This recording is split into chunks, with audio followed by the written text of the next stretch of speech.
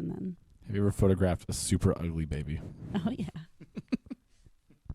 Yo, this thing's ugly. I will never tell anyone if their baby is ugly.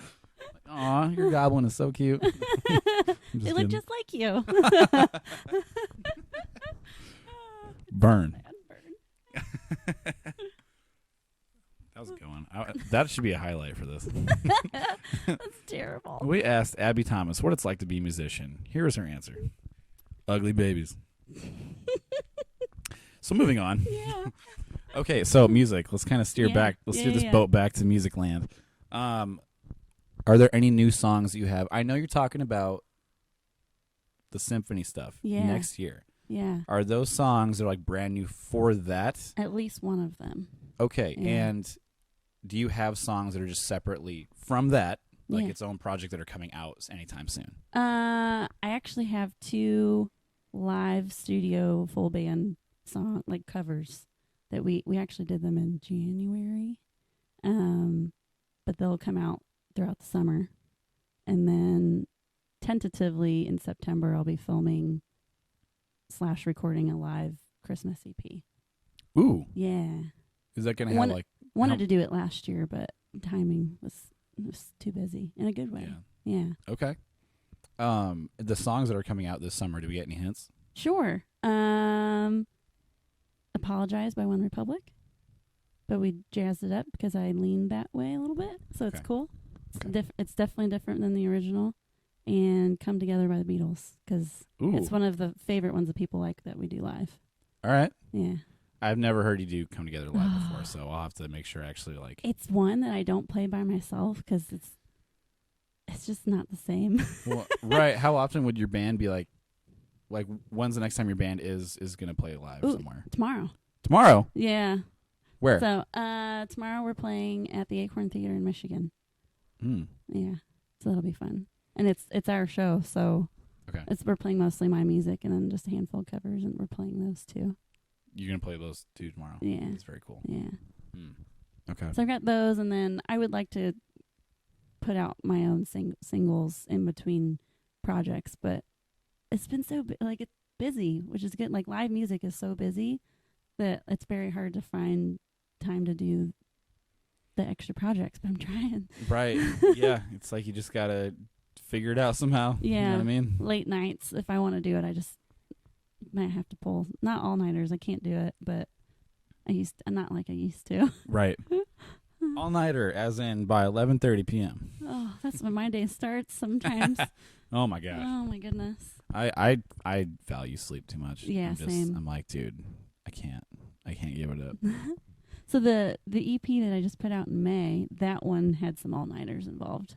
So you just put this EP out in May? Yeah. Okay, what's it called? Dirty Little Things. Dirty Little Things. Yeah. Okay.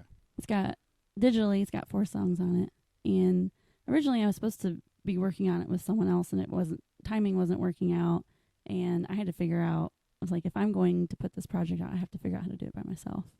So I actually ended up finding Nate Butler, who's an engineer in Goshen, has an awesome studio, and he's who recorded our live songs for the full band.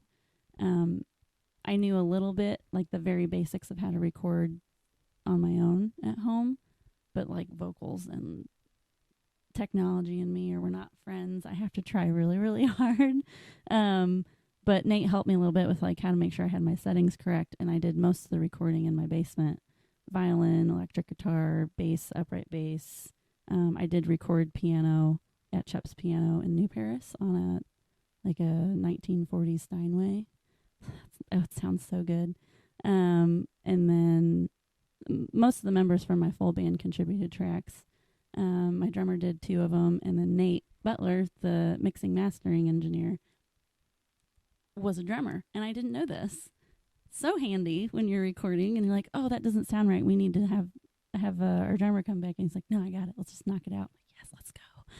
You know, it saves me money because of time. I mean, time in the studio is money. So he did drums on a couple of the songs, and then I got to be in the room while we were mixing everything, and so it ended up being self-produced, which was not the plan.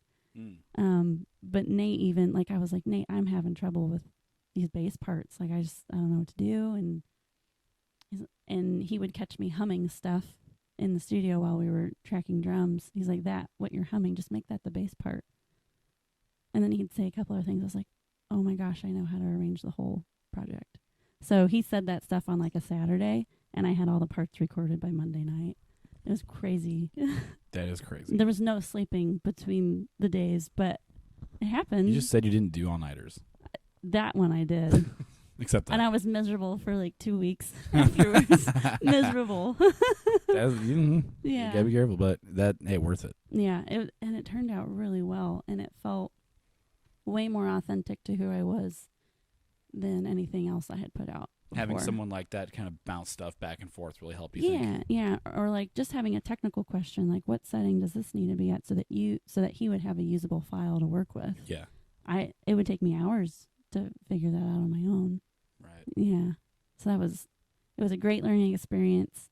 It was very empowering because now when I want to record something, as long as I make time for it, I can do it. Like I know I can do it. And I couldn't say that 6 months ago. See, that's really good that you point that out. You're just like, when you really want it, it's like you're going to make time for that. Mm-hmm. You're going to figure it out basically as you go with that. And it saves money too, because I don't have to book studio time. Right. Like I'll always have to book studio time if I want real drums.